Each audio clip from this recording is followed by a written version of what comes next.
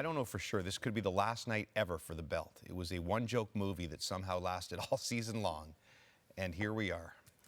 And I'm actually, there's no bits tonight. I'm just going to award it purely based on merit of who performs best in the quiz. And this may be one of the most outlandish first quiz questions ever. Although I will say this, the evil quizmaster was the first one who suggested a couple of years ago that Matthews could score 70. And so now, more preposterous. With Matthews on the verge of conquering that mountain, he wants to know, could the greatest goal scorer in Leafs history, maybe NHL history someday, one day reach the 80-goal plateau? 80, Marty. Absolutely not. I mean, you'd have to play all 82 games. You have to get a goal a game. And the goalies are so good now in today's game that I don't see anybody getting to that number. I know it's been done, but it was a long time ago. It's a new NHL. 80 is not happening. I'm saying yes to 80 because I said no to 70, and obviously I was wrong. Well, I've been wrong to this point, so we'll see how things go. But there's an empty net factor in here that isn't considered. I mean, you look at across the league, Kucherov, Crosby, each have 7 empty net goals. Matthews has 2. So if Sheldon puts him out there in the right situations next year, he stays healthy, yeah.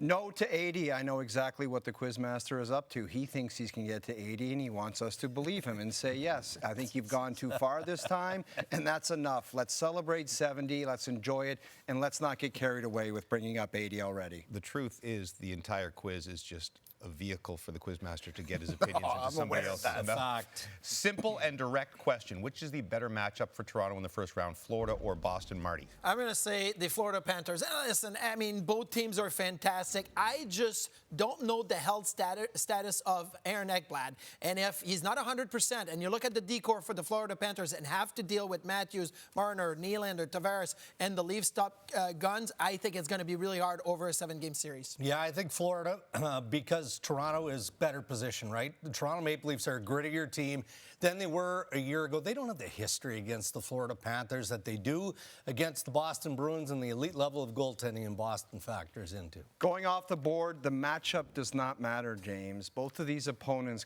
they pose the same problems. They're big, they're tough, they have excellent goaltending.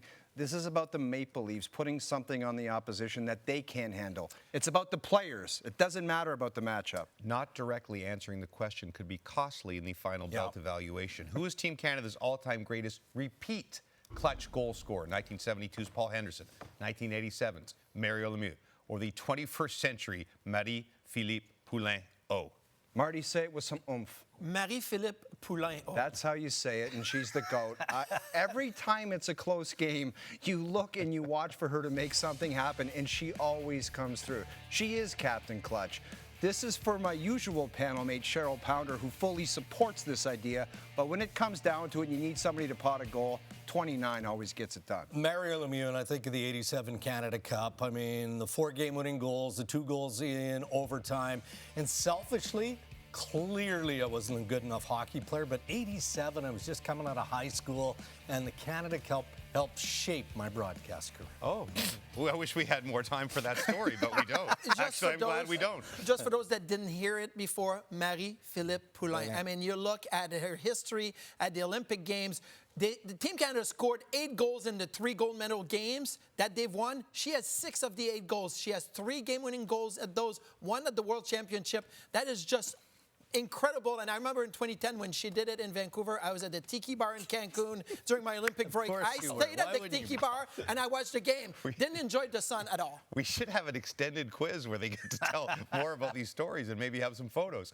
Which was the worst final seconds of the game slap shot of the season? Ridley Gregg's empty netter versus Toronto.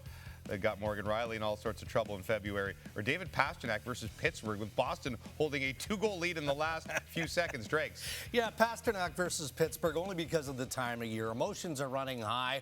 The Penguins are fired up, and it just felt like that was rubbing salt into the wound. Now, we know David Pastrnak isn't trying to score here, but still, that was excessive. Gregg versus Toronto. Pasta scored 60 goals. He can do whatever he wants. And when you get 60, you can do it. Gregg hasn't come close. Okay, but the situation in the game, I'm going to say Pastrnak against the Pittsburgh Penguins. Like, the Pittsburgh Penguins put their goalie back in with 8 seconds left in an offensive zone draw because they were quit. The game's over, and Pastrnak gets the slap shot. There's an injury concern there. He never won a cup. He never won a Vezina. He says Marie-Philippe Poulin beautifully. He should get it. But you get the final judgment. Jimmy, do the right thing.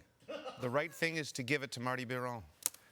I knew you would do that. I told you not to do I'm that. taking it And home. it's retired, so forever it will be. No, we might do another one. Season preview quiz. right.